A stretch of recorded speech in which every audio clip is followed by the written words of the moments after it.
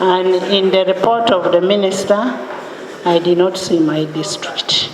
And I'm a woman member of Parliament for that district. I will defend it to the latter.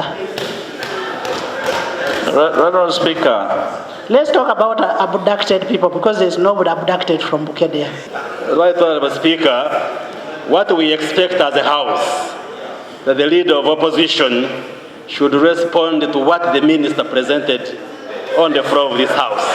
That's what the rejoiner is. Yes, all of us have been to school. Actually, I can confirm, I can that they are supplying a diversion to this House. Each of these subtitles is picked from the minister's statement. If we continue with this lethargic approach, we will not get any answer from this numb and unresponsive government. It's the right, honourable colleague, the leader of opposition, right to call that the government is actually numb and unresponsive. I don't think we are numb. English is a second language to all of us, but I'm not numb to the feelings of members when I use a word not they are accustomed to. Additional release of all political prisoners rotting in numerous jails and illegal detention facilities without trial. Leader of opposition talked about, for example, only 21 fatalities. Government gave all the 56 people who lost their lives. Is that not consistent with a government that wants to account? Aware of people detained without trial for more than 2 and 3 years, respectively. He is also aware of the fact that the state has failed to prosecute them. Right, Honourable Speaker. Assalamu alaikum wa rahmatullahi wa barakatuh. Kankwanjulire Hajaruna omusomi w'edduwa Nakinku ng'onaava omulendwadde nnyingi nnyo oli eyo ng'otawanyizibwa mu mukwano, otawanyizibwa mu mirimu, weetaaga kumikisa, oyagala kugenda mitala w'amayanja oba obweru w'eggwanga, otawanyizibwa amajjini oba shaitwan n'ebintu ebirala bingi nnyo. Hajaruna akusomera dduwa n'akuvumula bulungi nnyo n'otabaako kintu kyonna ky'ojula. Hajaruna akola ku bantu bonna awatali kusosola mawanga, awatali kusosola madiini ne mu nzikiriza zonna. Hajaruna asangibwa Bulumagi ku luguudo lw'Ejjinja, era osobola okumukubira ku simu ze z'olabawo ku screen, osobola okukuba direct oba n'oyitira ddala ku WhatsApp n'osobola okumufuna n'akuyamba mu buzibu bwonna bw'olina. I understand the fact that the House is stressed over this matter, but even the nation is even more stressed, right, Honourable Speaker. The very reason this House of Parliament should find every reason to end this matter. Human rights concerns we raised vis-a-vis the minister's statement. I must state at the earliest that no response was made to the issues we raised. The minister's statement was purely a political narrative, instead of giving the country detailed and specific account of missing persons and remedy to their families. I would particularize the issues, Honourable Speaker, with their attendant titles. 1. Failure to conduct investigations. Honourable Speaker and colleagues, throughout the web of denials in the minister's response, the most evident and striking attribute painted thereon is that no investigations were conducted at all. We are saddened by government's inaction in the face of these gross violations. Yet time is fast running. The victims continue reeling and harrowing in pain, despair, agony, and anguish. Clearly, if we continue with this lethargic approach, we will not get any answer from this numb and unresponsive government. Honourable Speaker, I will demonstrate subsequently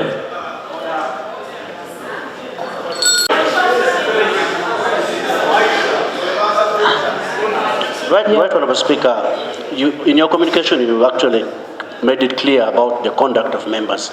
It's the right, honourable colleague, the leader of opposition, right to call that the government is actually numb and unresponsive. I don't think we are numb, and yet is responding. And yet the government actually presented a statement, and you are responding to the same statement that the government actually placed on the House. How is that being numb? We are government numb and unresponsive. Thank you. Honourable members, I wonder why you're raising your voices. We've agreed, let's use parliamentary language. And my brother Mpuuga, by the way, is one of the most disciplined persons, and I know you'll use parliamentary language. Please use the parliamentary language for us to achieve what we want. But as far as I know, this team is not numb. Right, Honourable Speaker. Use another word, not numb. Right, Honourable Speaker. The fact that English is a second language to all of us, but I'm not numb to the feelings of members when I use a word not they are accustomed to. The other meaning. Honourable Mpuuga. The other meaning Honourable Mpuuga. I want to assure the honourable member that the word numb is not insulting. Please, I'm not telling you to defend. It is descriptive of situations. And I want to invite members to be calm about, and they'll be free to respond to my statements, because Honourable Mpuuga, Matthias. Be deemed to be disrespectful of colleagues. President Speaker, I desire that assurance rests with everybody's spirit. President Speaker, under the law, states not only have to refrain from intentional and unlawful deprivation of life, but must also take appropriate steps to safeguard the lives of those within their jurisdiction. In respect of the right to life, Uganda as a party is duty-bound to respect and ensure protection of individual rights. It is imperative, right, Honourable Speaker, to note that it is an obligation of states to establish effective facilities and procedures to investigate killings and cases of missing or disappeared persons in circumstances that may involve violation of the right to life.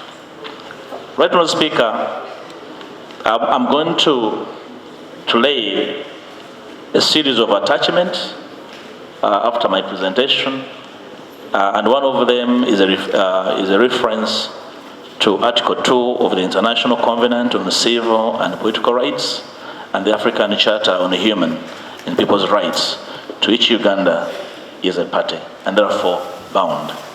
Right, Honourable Speaker and colleagues, the responsibility of the state to proceed with an effective investigation is engaged, even when there is no evidence that agents of the state have been implicated in the killing or disappearance, and even if members of the victim's family or others have not lodged a formal complaint about the killing with the authorities. This is a duty. This duty is more stringent when the disappeared person was thus held in state custody.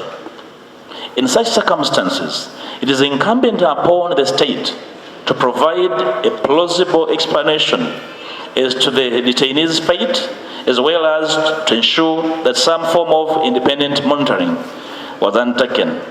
During the time we have been away, Right Honourable Speaker, from plenary, we have managed to reach out to families of the missing persons. Their revelations are quite touching and detail very well the state offices that they have approached and how they reacted to their approach. Right Honourable Speaker, I'm going to lay video evidence of this for your consideration, and it will become house property should there be need to make a reference. I'm going to lay them.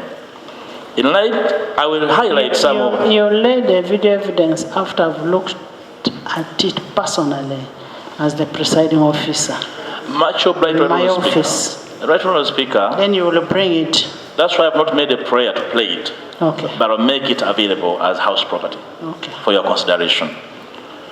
I will highlight some of the cases that clearly indicate glaring contradictions in the statement presented by the Minister vis-à-vis statements obtained from the police, witnesses, and other state departments.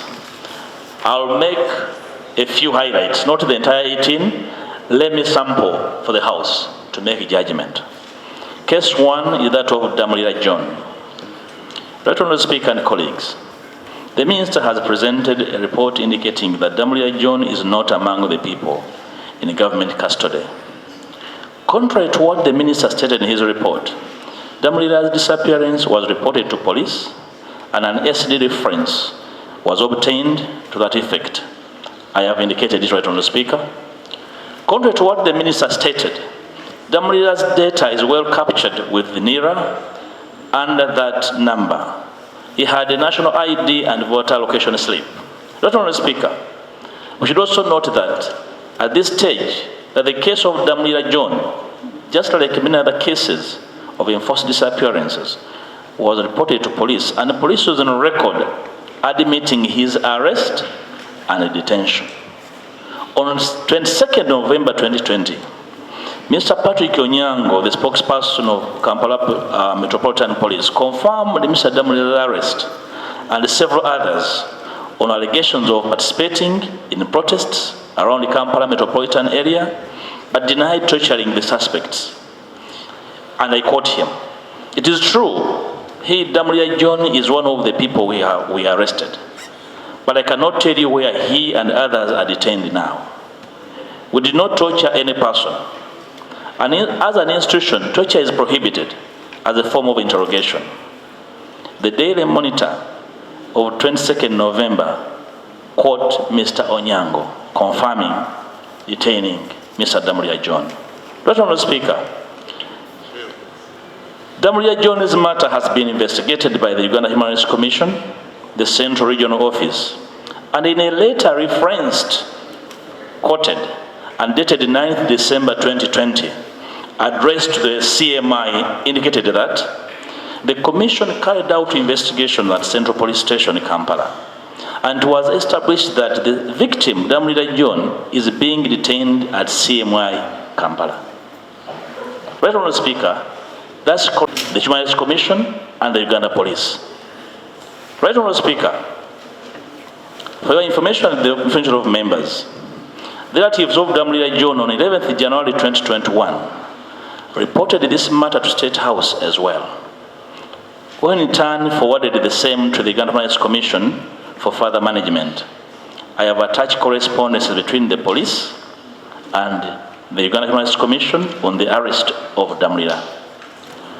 Right Honourable Speaker, invariably, this is a matter in dispute, and we have situated Damulira at CMI.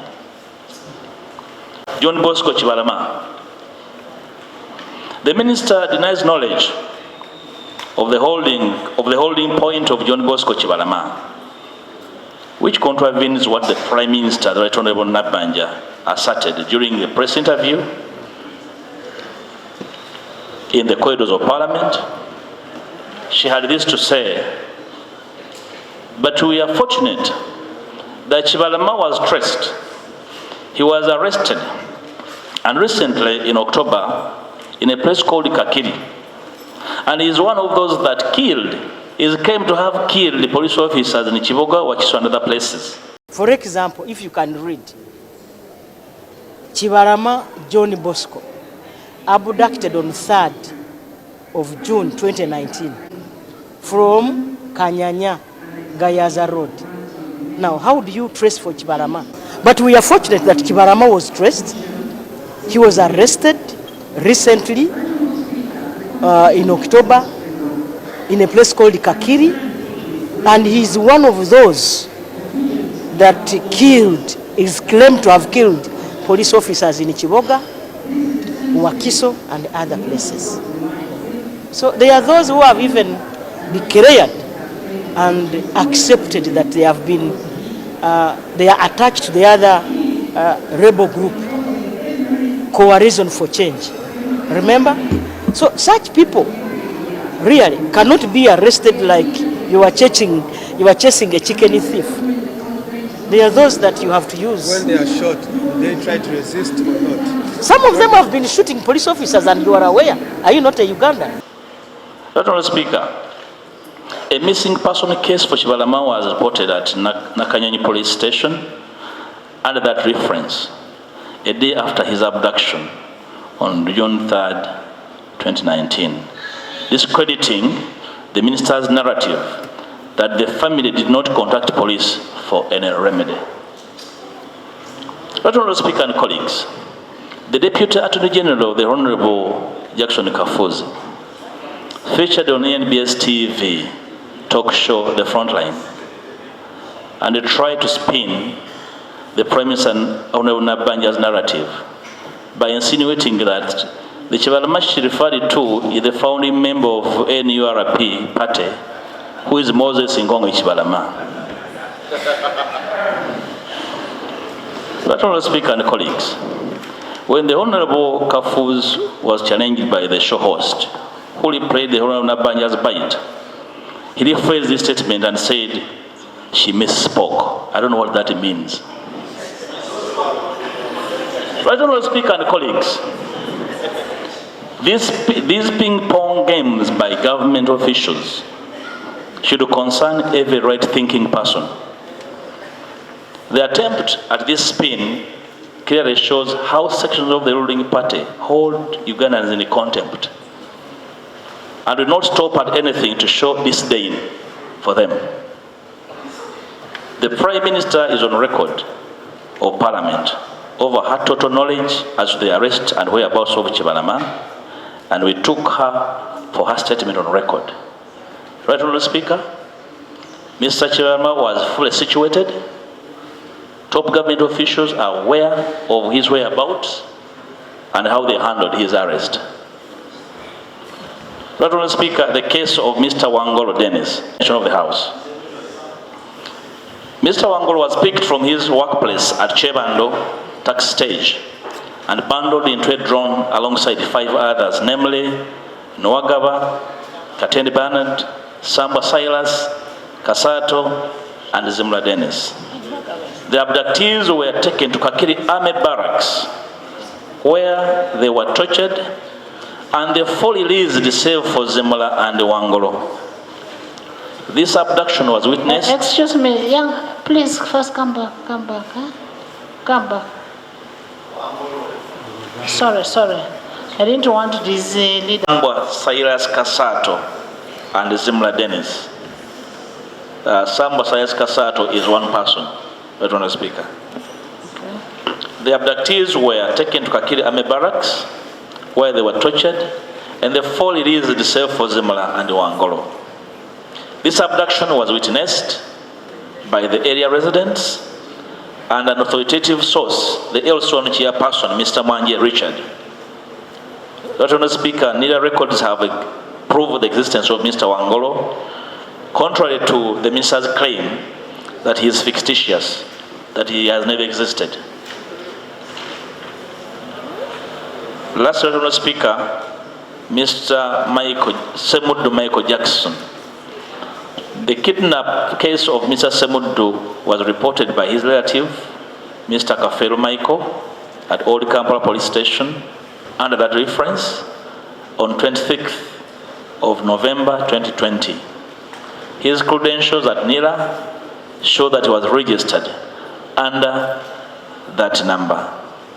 Right Honourable Speaker, I sampled this to tell you, to settle the matter that the victims of disappearance were fictitious, and the prayer you shall make to this House subsequently will be to eventually have occasion to situate and locate the others and confirm their existence, including the video clips I'll submit for the attention of the House. Right Honourable Speaker, excuse me.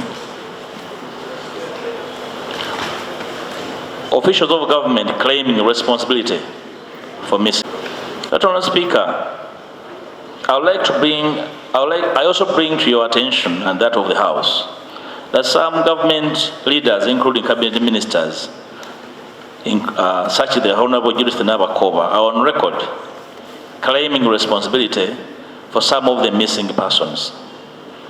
During a church service at St. Andrew's Cathedral, Namukozi in Mityana, in the presence of the Archbishop of the Church of Uganda, The Honorable Nabakoba said she was aware of some opposition supporters who were abducted during elections. And when the families of these people approached her at her home in Kalangalo, she was able to secure their freedom, the freedom of the victims from Kireka SIU. She comes as a very useful witness in establishing the security layers involved in committing these heinous crimes, Right Honourable Speaker. And I will submit her video and voice record on that matter, Right Honourable Speaker. Right Honourable Speaker, in Nansana, a one used for Mpuuga, an NRM leader, is implicated by the community in several abduction cases. He offered to secure the release of Mustafa Lwemba's freedom in exchange for a fee from his relatives. He went on to produce Lwemba's national ID to demonstrate that he knew where he was being held. Mr. Yusuf Mpuuga has accomplices at room 18 at CPS Kampala building, where they coordinated the ransom and abduction conspiracies. The other officials implicated in the conspiracies are Champs Sub-County Giso, Mr. Swipe, Mr. Kafumatwaha, chairperson of Kabembe, the former Minister Ronald Chibule, and the former RDC Freddie Bamwine, among others. Right Honourable Speaker. Right Honourable Speaker, the House should use this information to interrogate the activities of these individuals and come to a conclusion as to their role, whether they are being helpful or conspirators, Right Honourable Speaker. Right Honourable Speaker, on claims that security forces use reasonable force during operations, on countless occasions, security forces have been captured on camera, torturing and beating up subdued non-combatants.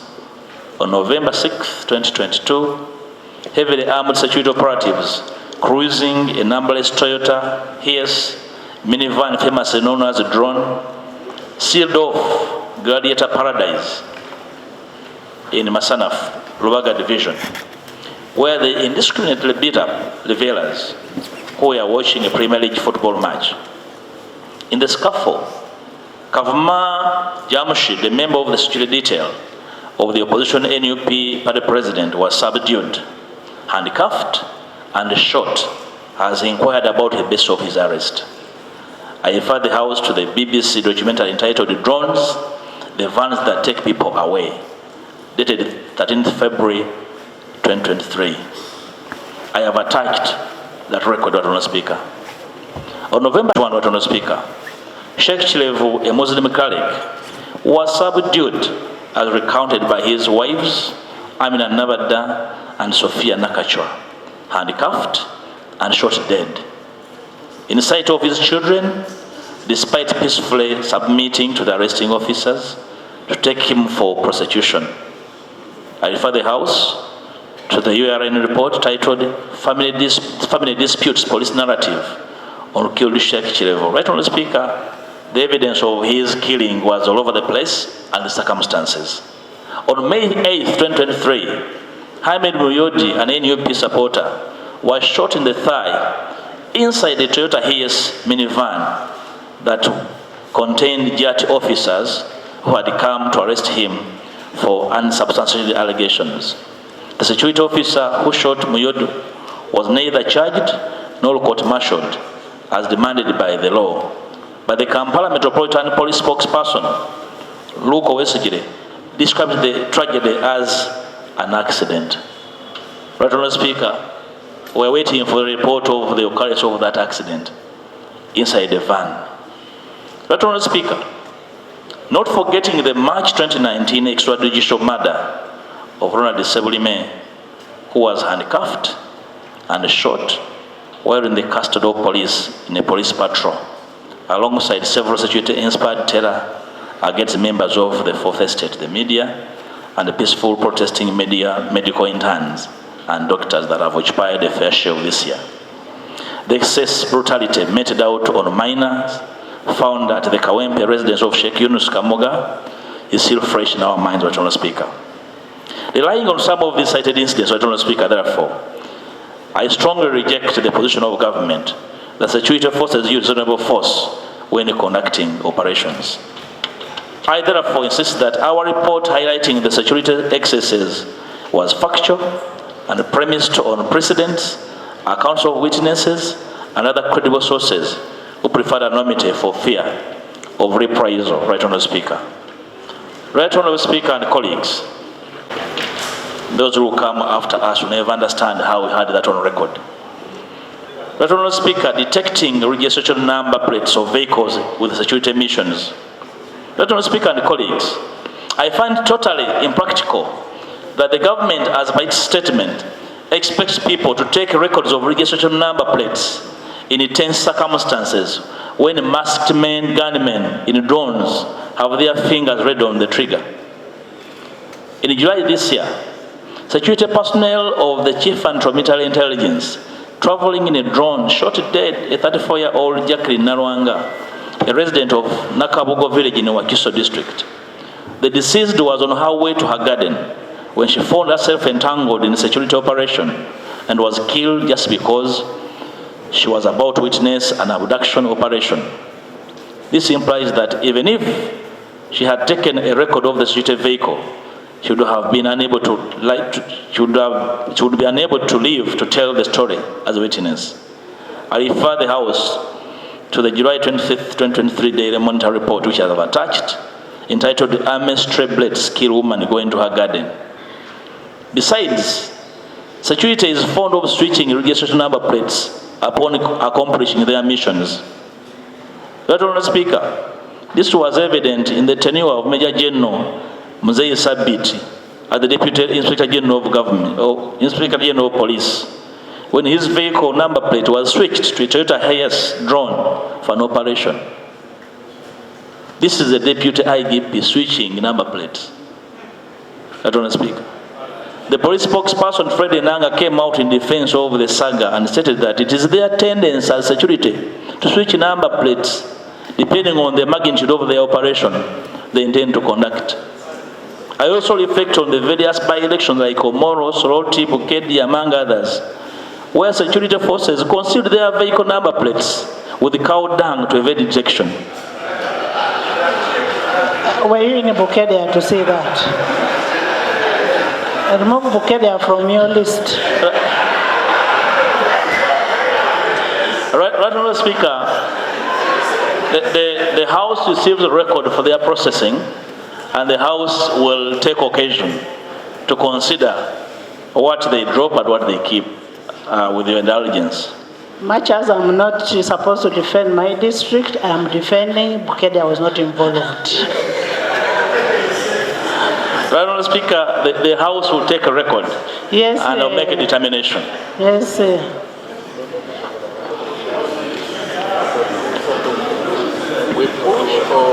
Right Honourable, this is the House of Record, being Parliament, Honourable Mpuuga. But listening to him and reading through, I'm wondering whether this is a rejoinder or a new statement. Because, and some of the people whom I don't want to put on record, like now, Bukedeya, can he refer to which page did the minister indicate? Because rejoinder, you don't bring new things. But there are a number of new things that has been brought. Now, like on this one of cow dung and when a dung is on the number plate, you may not even know whether it's a human dung or a cow dung. Going into the specific, which page? I am Honorable Law on what the Minister responded to. And in the report of the Minister, I did not see my district. And I'm a woman member of Parliament for that district. I will defend it to the latter.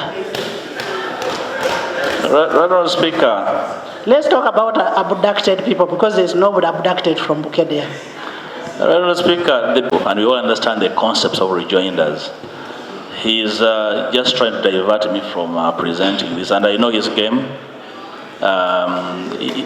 He's serious at what he's doing, but I want to assure him that I'm equally serious. Honorable Bukede was not included. You withdraw Bukede. Right, Honourable Speaker. The whole idea. Law. That's why you listen to your attorney. Bukede was not involved. Let's not go into something. Right, Honourable Speaker, for the sake of tranquility and peace, and to avoid interruption by who is deliberate on disrupting my presentation, we shall use the other examples and drop Bukede. So you've withdrawn Bukede? Yes. Yes. Honorable members. Honorable. Madam Speaker, I also want to go on record. No, Madam Speaker, I also want to... Honorable members, Honorable Gwang, first sit. Honorable Gwang, first sit. All of you sit. All of you sit. All of you. And I am reminding you this. If I see you standing more than 2 times, I'll get you out. Honorable Lop, as we've agreed, don't bring in some things that will anger some people. Let's talk about the 18 people, the shrinking in space, all those kind of things. You read your statement. Right, Honourable Speaker, I want to assure the House that I'm very methodical. And members, I'll give you time to debate. I'll give you members. I want to assure the House that I'm very methodical. And if you really, if it does please, video evidence of everything I'm talking about. Otherwise, can we go to your report? Thank you, Honourable Speaker.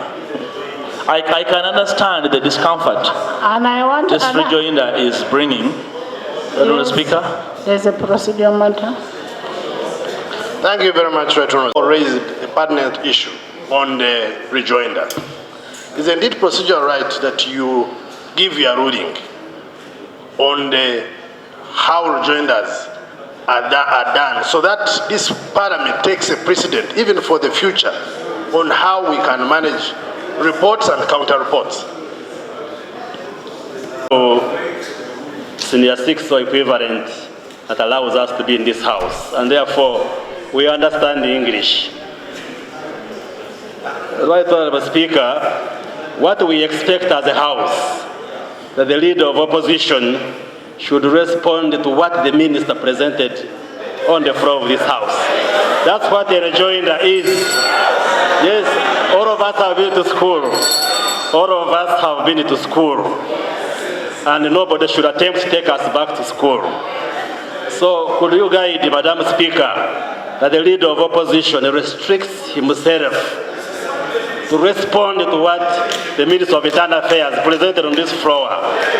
But when you start saying... Members, the Leader of Opposition brought a report to this House, was asked to respond item by item. Now, after government responding an item by item, where they felt they were not satisfied with what government responded to, strictly on what was brought on the floor. Strictly on what was brought on the floor. A rejoinder is a response to the response that was given. So the rejoinder that you're giving is responding to what General Muhoozi gave, and strictly should be to what General Muhoozi gave. On my ruling? Okay, let me give Nwagaba to speak, not you. Thank you for your ruling.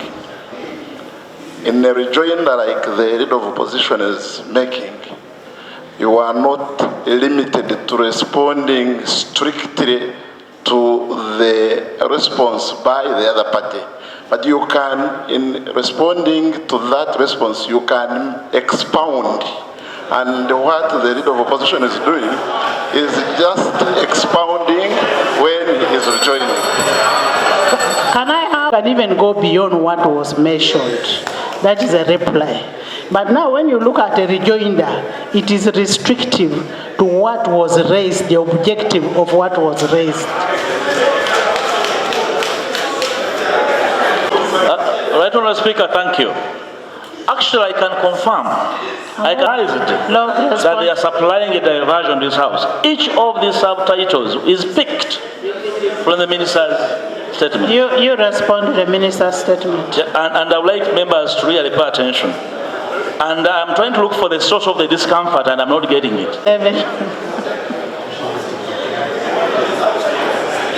You tell them the page where you're trying to remind members that the subtitle I was handling is titled Detecting Registration Number Plates of Vehicles in Security Missions, because the Minister said that the public is duty bound to detect and report car number plates. And I am reporting a serious disability to the public in detecting these car number plates. Is that an import? It's not an import. So, Right Honourable Speaker, I am responding in very strict terms so that the House can understand the factors under which the Minister's demands of the public are improbable and out of space. Right Honourable Speaker, the BBC documentary entitled 3 Killings in Kampala clearly showed clues on the police vehicle that was involved in the murders along Kampala Road in the Central Business District, which is dotted with cameras. If the security cared to apprehend the crew on UP 99917, it was upon them to rely on the CCTV footage to trace the movement of this particular vehicle. The police have the capacity and infrastructure to revisit the CCTV records of November 18th to 20th to detect the route of the killer patrol cited in this documentary. I am privy to the fact that, Right Honourable Speaker, the same security operatives heavily relied on these CCTV records to trace for suspected protesters, as well as crack down on MOOP activists who would later on be disappeared by drones. It is therefore deliberate that security does not track its own errant personnel despite the presence of CCTV equipment to do so. The last time we checked on the killer patrol, UP 99917 was stationed at Katwe Police Station in Kampala. The Internal Affairs Minister should be able to effectively use this information. Right Honourable Speaker, alleged uncooperative attitude of relatives of the missing victims. Right Honourable Speaker, the government indicates that their recently deployed team of detectives disguised themselves as an NGO, retrieve information from the relatives of the missing persons. The Minister did not satisfactorily delve into the ingredients of what their intelligence come NGO obtained from the bereaved families of the missing 18. The details of the identity of the NGO are a mystery, and so is the said report, which I would so wish to be tabled before Parliament, Right Honourable Speaker. The people have always been free to share information, their despair and the agony they are going through in search of their beloved ones, to the extent of visiting the perpetrators at CMI, international bodies like the defunct UNHRC, State House, political party offices, and UNHRC. In the course of seeking redress, Right Honourable Speaker, they have shared confidential documents and even spoke to the media. I invite the House to follow the documentary, The Missing 18, authored by my office, and I have also attached video evidence to ascertain the existence of these families and their willingness to testify to their missing loved ones. Right Honourable Speaker, prosecuting errant officers. The government has been deliberately declining to prosecute errant security officers who commit atrocities but instead elevates them in rank. Because, Right Honourable Speaker, this response is in part to respond to the minister stating that they have been acting on their rendered officers. And we are saying not at all. Instead, they have been promoting them, and by doing so, promoting impunity. For instance, former Masaka RPC Enoch Abaine, who shot and injured the journalist Arasef Kasidi, was transferred and promoted to the environmental police in Luzira. The same Abaine is known to be a Ritho with blood stains in his hands. During the 2017 age limit rally held in Rukongiri, Abaine allegedly shot a 19-year-old man. Instead of being interdicted and apprehended for his deeds, he was in 2018 transferred to Mackay University and promoted to Chief Security Officer.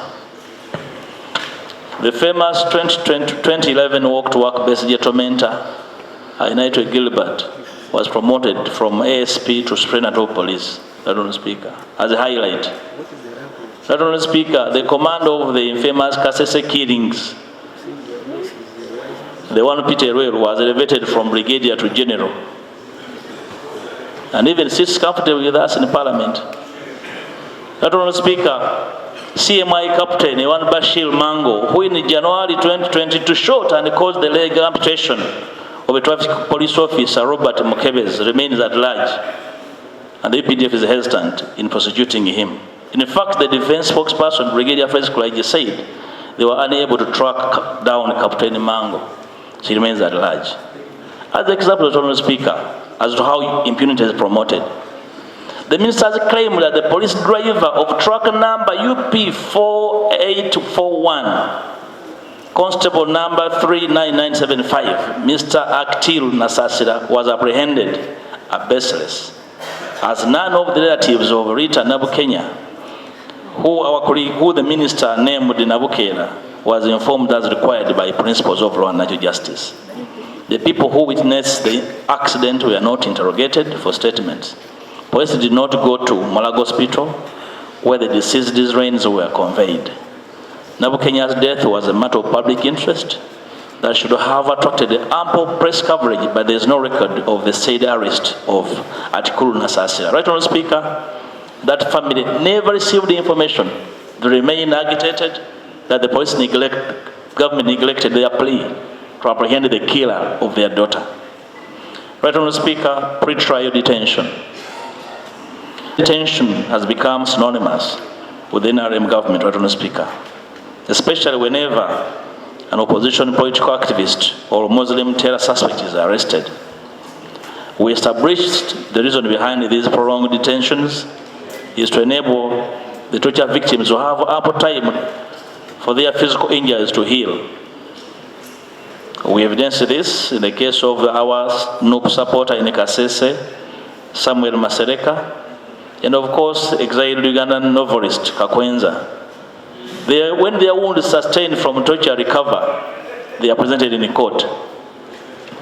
Though the government report attributes pre-trial detention to the limited human resource in the judiciary, it is illogical and deceitful.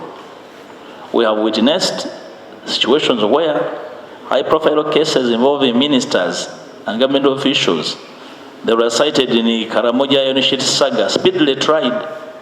Yet the same criminal justice system has many times tried opposition activists after spending more than 48 hours in police custody and safe houses.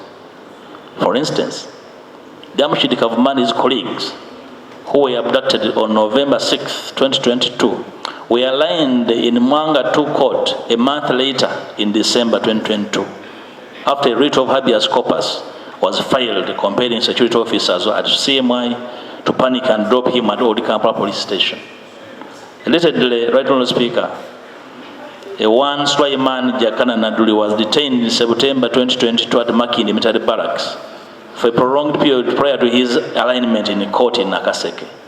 The detention, according to his family members, deprived him of access to his specialized medication, which eventually caused his death. Right Honourable Speaker, our findings established that 12 of the persons who were reported missing were arrested on suspicion of having committed several offenses and were either released on police bond or court bail. UHR stated in their report. We are quoting now the UHR report that was equivocal in their findings.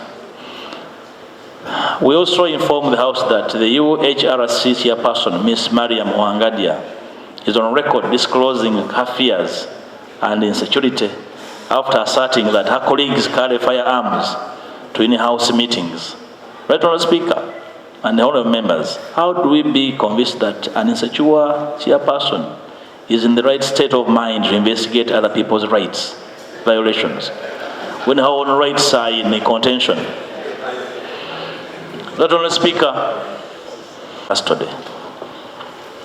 There are dozens of political prisoners languishing in custody on charges that the state has deliberately failed to conclude due to inadequate evidence. For example, Olivia Lutaya and dozens of opposition NUP supporters are still facing off with the court-martial, despite a 2021 Constitutional Court ruling that annulled such trials. On 15th December 2022, Right Honourable Speaker, court ruled that all those persons not subjected to military law and are currently being tried before any military court are ordered that their files be transferred to the civil courts under the direction of the DPP, Right Honourable Speaker. This directive has, however, been disregarded to date, with the political prisoners continuously facing an endless trial and all their bail attempt thwarted, despite presenting substantial sureties, who include blood relatives and credible leaders. We call on the Minister of Justice to explain to the country why the General Court-Martial is contemptuous to the Constitutional Court ruling on trial of civilians. I refer the House to the Constitutional Court petition number 44 of 2015, retired Captain Amos Byarugaba and others versus the Attorney General, Right Honourable Speaker. I have attached that ruling, Right Honourable Speaker. Right Honourable Speaker and colleagues, I bring to your attention the fact that dozens of NUP supporters who merely wore a party red beret have been subjected to a lengthy pre-trial detention at the hands of the court-martial without any incriminating evidence. But on the other hand, ADF suspects, Jamil Mukulu, alleged to have killed dozens of students at Chwamba Technical Institute in 1988, and Dawood Rashid Shoto, alias Sinjovu, alleged to have killed tourists at Queen National Park, are facing trial in civilian courts, Right Honourable Speaker. Is this duplicity? If not miscarriage of justice, Right Honourable Speaker, what should we describe this to be? For a criminal justice system to subject NUP supporters exercising their political right to a court-martial on one hand, and try ADF terror suspects in a civilian court on the other hand. Right Honourable Speaker, detention without trial. In response to what the Minister said, with regard to identification of the kidnapping or offending vehicles, is exactly what the law is explaining. That you cannot, because these people disguise themselves. And I thought it would be a matter of interest for government to know how to get those criminals that probably would be tarnishing the government image. Would it not be procedurally right that you guide colleagues first to listen to this and interrogate the issue? As Honourable Fox-Odo is saying, a matter of human rights should be actually, the NRM side should be more interested in this than us. Because tomorrow, you are the ones who will be looked at as Idi Amin. I assure the House, for example, that in one of the family visits we made, some of the families of missing people are actually NRM supporters. So we are pursuing this without recourse to color or creed. We are only pursuing justice for these families, Right Honourable Speaker. Right Honourable Speaker, on page 7, I'm providing cases where high-profile officials were assassinated and Muslims arrested enemies.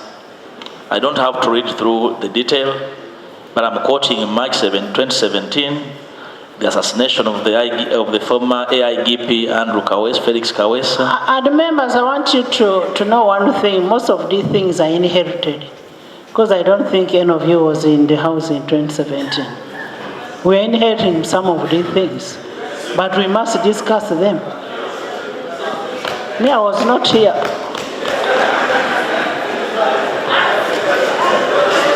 I am also quoting the June 2021 attempted assassination of our friend General Katumba Wamala. I'm quoting the September 2018 assassination of ASP Muhammad Chirumira. I am quoting the twin bombings of 2021. But, Honourable Speaker, I wanted the Minister to understand why we said that there's a targeting of Muslims to which all of us as leaders, we must really have our eyes open and see whether it is really a matter away from our scrutiny. But, Honourable Speaker, on the UPDF has, out of impunity, continued to terrorize and blatantly torture fishermen in various water bodies, right, Honourable Speaker.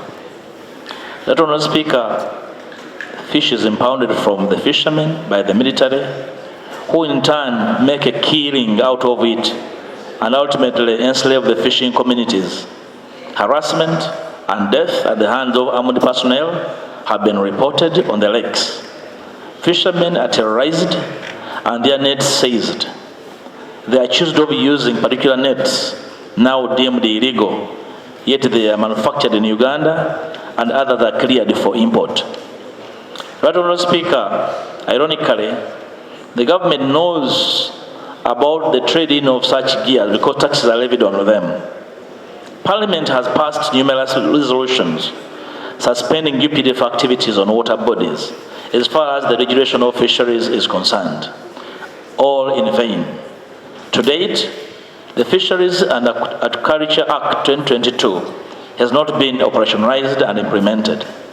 While the Fisheries and Agriculture Act 2022 deems UPDF presence of the lakes unlawful, they will disrupt fishing activities and profit from the confiscated fish and fishing gear. That, Honourable Speaker, on page 18, 19, 20, 21, 22, and a part of 23, I am enlisting names of Ugandans that have either been killed, maimed or drowned in various fishing communities.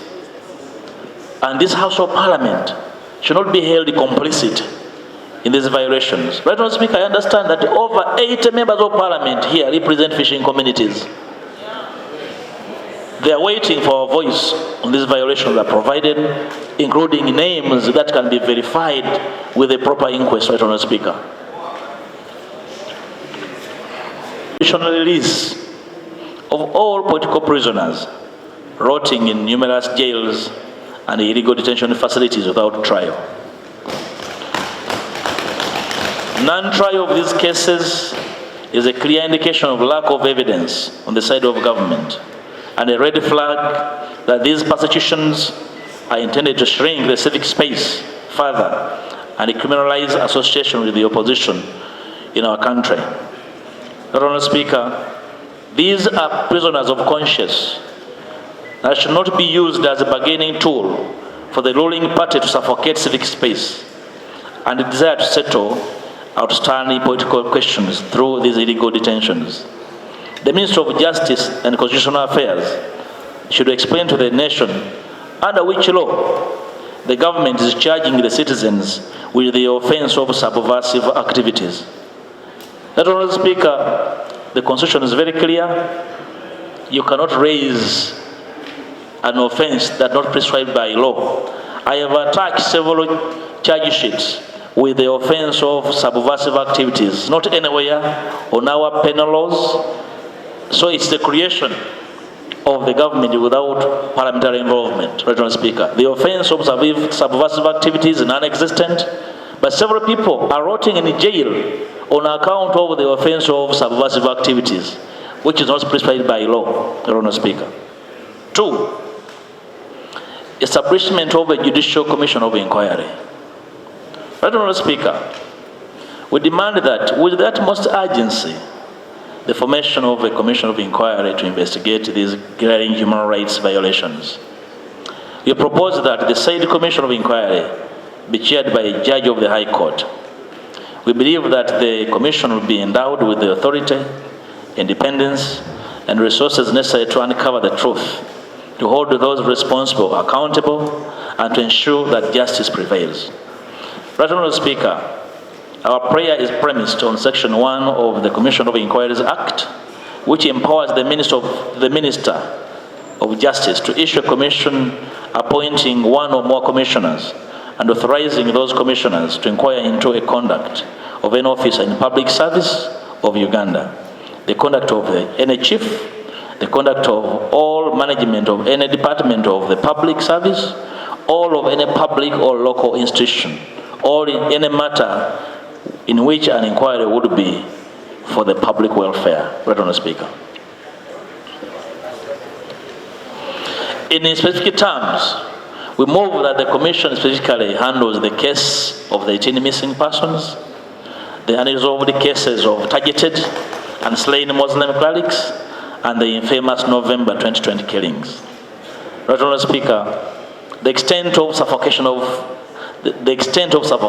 visited on our common peoples require an independent hearing, especially in view of government reluctance and clear disinterest in coming clean and deliberately disabling the wheels of justice several months after these gross violations were reported. We propose that the Commission, among others, considers the role of the security agencies, political leaders, the general state of intolerance during and after the 2021 general elections, and ultimately remedy for the victims and their families.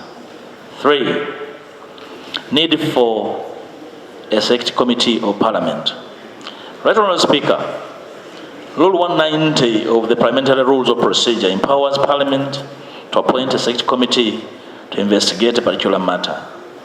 We propose that the said select committee investigates the rampant cases of rape, defilement, destruction of property, murders, and justified arrests and illegal closure of many landing sites in the fishing communities across the country, and ultimately remedy for the victims and their families. 4, Right Honourable Speaker, all those persons not subjected to military law, not subject to military law, and are currently being tried before any military court, be transferred to civil courts under the direction of the Director of Public Prosecution as directed by the Constitutional Court in Constitutional Petition number 44 of 2015, retired Captain Amon Biarugaba and others, Bathurst Attorney General, decided on 15th December 2022 and was never appealed nor stayed. Your documents, then Mr. Kema will look at it. I have listened to the rejoinder of the law, and the rejoinder was in response to the ministerial statement of General Mohosi. The ministerial statement was earlier on a response to the statement from leader of opposition.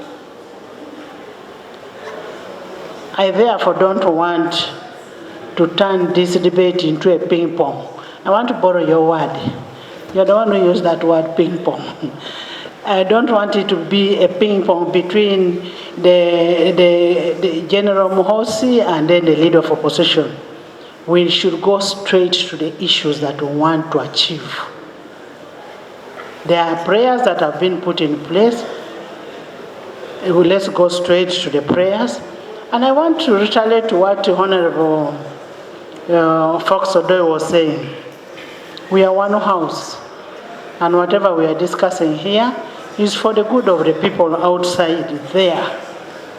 It is not for a party, not for an individual, and where it requires us to give and take, we will do that. We should be able to do that for the good of the people outside there. I want to now open a minimum, and I'm saying minimum debate. Human rights should be a common good. In the 60s, the people who were complaining about human rights abuses were basically people who were in the opposition. Then it came to the 70s. you had another regime in power. And the people who were being hunted, sometimes even killed, were those who opposed that regime. Then it came to the 80s. Those who complained were actually the ones who were in opposition, more specifically the Democratic Party, and those who were sympathetic to the NRA. In 1986, colleagues, the NRM regime established what we call the Odell Commission to investigate abuses of human rights from independence. For those of you who are familiar with that report, you would know what happened. This is not an era to talk about people disappearing without trace. We shouldn't. This is not a debate we should be having. And I don't want anybody to use this debate as a political spear to achieve a political purpose. But I don't want anybody also, in my view, to have a political shield. Because what eventually becomes a victim are the people of Uganda, who are vulnerable. So can we address all the partisan interests in this color and address the issue? And if we do that, really we will live in a better country tomorrow. Why would we start talking politically when somebody else there is complaining about a lost child, a lost son, a lost husband? And I am here calling myself a parent, and I'm not feeling the pain of that parent. I'm not feeling the pain of that child. Colleagues, these are not the issues to joke about. But when a debate like this comes, we are looking for solutions. We are looking for solutions to the challenge. And I would like to thank both sides of the aisle now that we seem to be calm, and let us discuss the solutions to the challenge we may be having. One, in the leader of opposition statement, he's complaining about three things. The first one, which I read, is about pre-detention without trial. Government, what can we do about, what does the law say? Can you detain somebody without trial beyond 48 hours? So where should be the controversy be? Because it is constitutional. Do we have a constitutional order? So that is an area where we should all agree. If there are people who have been detained with trial beyond the constitutionally mandated hours, those governments should undertake to have them released unconditionally. And if they committed offense, however grave the offense is, then they will be subjected to the due process of the law. What distinguishes civilized societies, colleagues, is us acting within the law and uncivilized people acting outside the law. That's what distinguishes us. So that should not be an issue for even Right Honourable Speaker, for us to debate, and even our emotions rise high.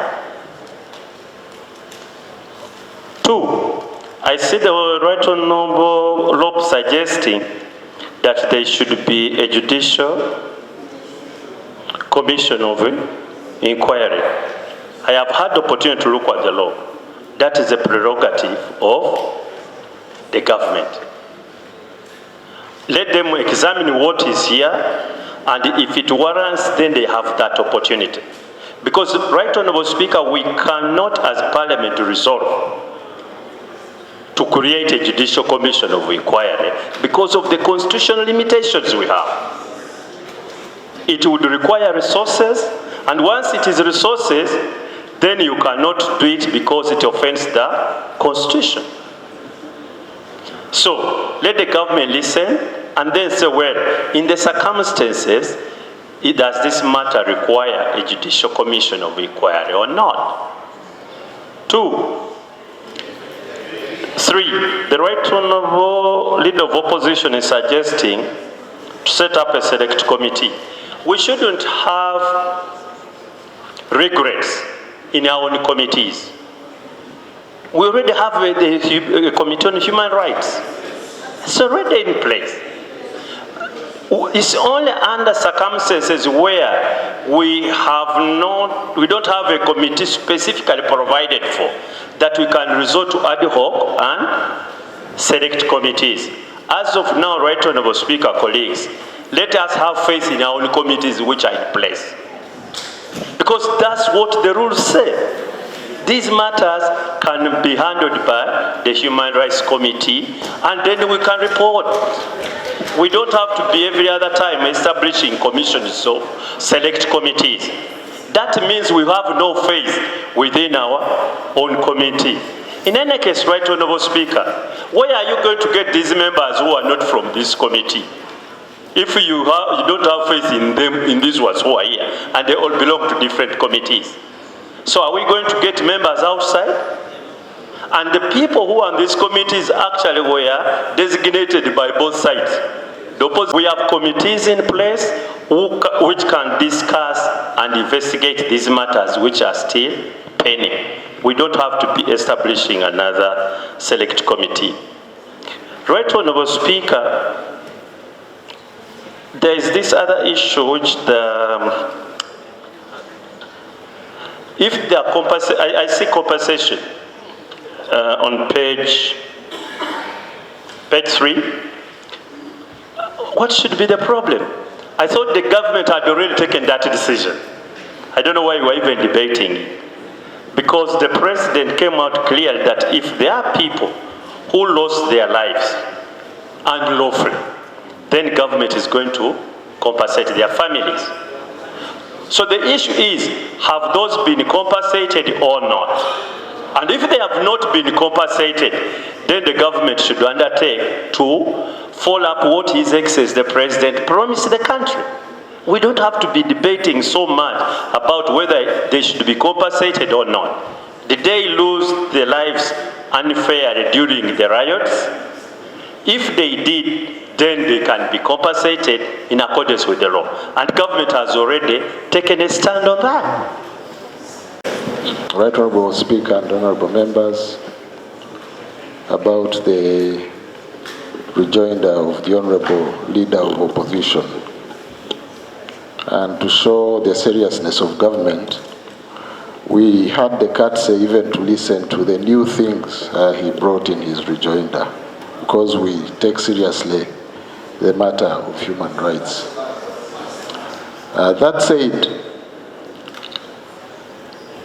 I want to still maintain, Right Honourable Speaker and Honourable Members, and to stick to our response, which was honest, elaborate, and detailed.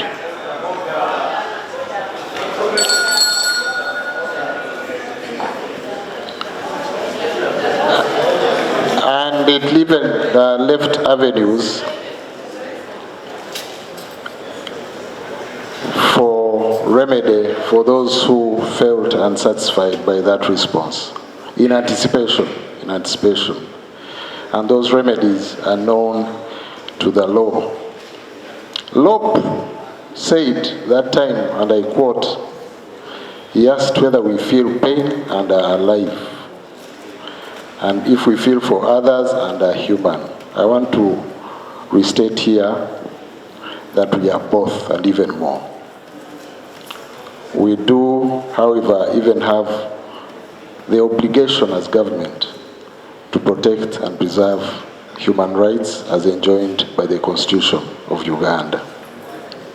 In other words, it is our call. If I may, my colleagues will help on specifics, but I'll hazard some response on some of the issues raised in my response. Government didn't conceal anything. We even gave more. You remember, Leader of Opposition talked about, for example, only 21 fatalities.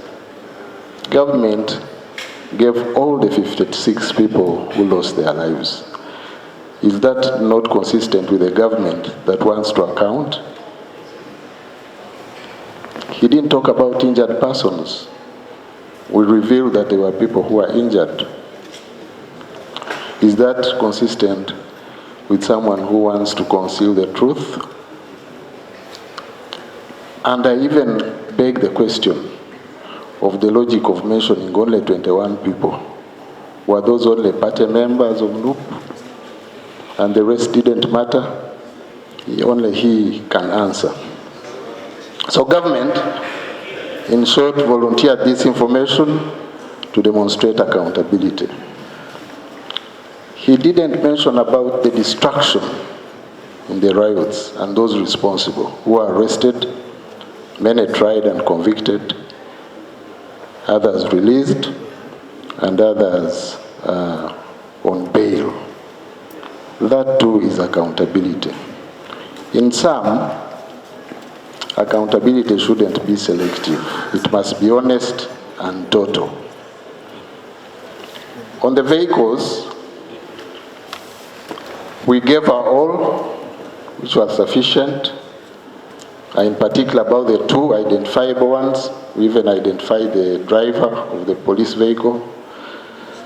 Regarding the girl who died, there was no attempt at all to cover up.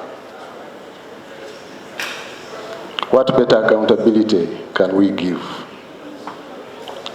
Fishing communities and related matters of pre-trial detention, explanations were given. In a nutshell, I want to say, Right Honourable Speaker and Honourable Members, that it is the right of any aggrieved person to invoke the many remedies under the law if they are not sufficiently convinced by what government does, like in this instance, our colleagues on the other side. But I want to pledge that we shall continue to fulfill our obligation to address misconduct within law enforcement and security agencies, be they related to some of the hanging issues here or others that may arise. It is our calling and duty to do so to ensure the safety and security of Ugandans. I beg to submit, Right Honourable Speaker. Aware of people detained without trial for more than 2 and 3 years, respectively. He is also aware of the fact that the state has failed to prosecute them, Right Honourable Speaker. Honourable. Without being clear on time frames and action, can Parliament debate in generalities? Honourable Law, let's human rights, we should speak with one voice. I have opposed Genome 7 all my life, but I've had one occasion at least now to agree with him on certain matters. I remember those days when the Honourable Chris Bariomunsi was held at Ginger Road in relation to the death of the Honourable Serena Nevada. I had my first agreement with Genome 7 when he said, those who say we kill civilians are idiots.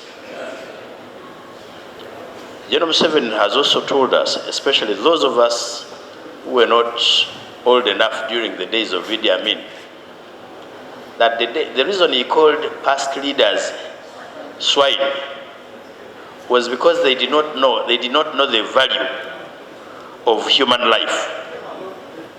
Let's all agree with him that we must value human life from today on. First, were there abductions and did we have disappearances? And the answer is in the affirmative. Number 2, are we proud as a parliament? Professor Mshemeza said we are government. Are we proud as government that some people could not be accounted for in the year 2023 and that we can haggle over that? The answer is in the negative. Madam Speaker, we are not comfortable that some of our children disappeared. They left children unattended to. I listened to a story of a woman who remained with the child. May I thought yes, ma'am, in this debate would comply with the law. On honorable both, we made a law and we said, your people should not arrest and detain citizens.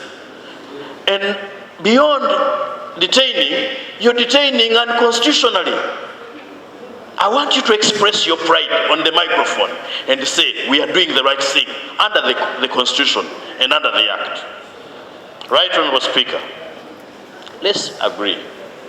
I agree with the Honorable Katuntu that we have our committees and we should empower them to work.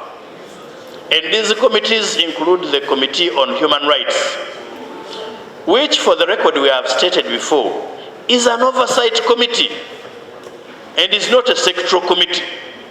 It should not be the other side, it should be this side. That notwithstanding, and I have immense respect for the committee, as well as some fair respect for the Honorable Fox Odoi, and I will explain why fair. Why fair? Because he's the only one who has disagreed with the entire House. And that notwithstanding, Madam Speaker, even a select committee is a committee of Parliament. It is envisaged in the rules to do a specialized job. And we have done it before. And that one is done by none other than the person we trust most in this House. It is you, the Speaker. Madam, sit in that chair, take that decision, appoint this select committee. For those other issues that we cannot agree on as politicians, let us refer them. Indeed, I am very happy the Honorable Minister for Justice has come out to say that as government, and I quote him, we are stuck naked on the issue of human rights. Now, I want all of us to wash ourselves clean. Let's appoint a committee that is purely professional, that is devoid of political biases, that will bring all of us together. It is a discretion, I agree, a discretion of the minister. That's why we are here, to appeal to the minister. Unfortunately, he's not here. Oh, the deputy is here. I'm glad that the Deputy Minister for Justice is here. Clarification is never denied, especially from a person like... Assalamu alaikum wa rahmatullahi wa barakatuh. Kankwanjulire Hajaruna omusomi w'edduwa Nakinkungu ng'onava omulendwadde nnyingi nnyo olyeyo ng'otawanyizibwa mu mukwano, otawanyizibwa mu mirimu, weetaaga kumikisa, oyagala kugenda mitala w'amayanja oba obweru w'eggwanga, otawanyizibwa amajjini oba shaitwan n'ebintu ebirala bingi nnyo. Hajaruna akusomera dduwa n'akuvumula bulungi nnyo n'otabaako kintu kyonna ky'ojula. Hajaruna akola ku bantu bonna awatali kusosola mawanga, awatali kusosola madiini ne mu nzikiriza zonna. Hajaruna asangibwa Bulumagi ku luguudo lw'Ejjinja, era osobola okumukubira ku ssimu ze z'olabawo ku screen, osobola okukuba direct oba n'oyitira ddala ku WhatsApp, n'osobola okumufuna n'akuyamba mu buzibu bwonna bw'olina.